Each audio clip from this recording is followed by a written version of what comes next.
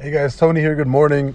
So a brand new ticker that I have been looking at for a little bit is LossLess. I do think that it has a pretty good potential at running up high, but I think the main reason why I bought it is because it's actually it's a prevention crypto. So essentially, what happens is um, LossLess is in charge of fixing your crypto losses. So if you're ever on an exchange and you happen to get, let's say the exchange gets hacked and you have all of your crypto lost or get taken away, LossLess does go in there and they figure out how much you actually lost, and they like replenish whatever you lost and stuff. So it's one of those little it's just one of those gambles. I had a bunch of Luna in this Kraken account. I completely forgot that I had like $2,200 worth of Luna. I think I had like a little bit over $2,000, and I completely forgot I even had it. And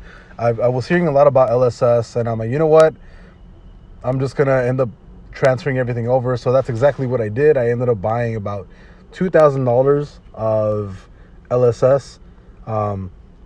And what is it called? And I actually just bought it like just now. But again, I think it's a very small market cap of like 9 million compared to what it does. So the market cap is only about $9 million US.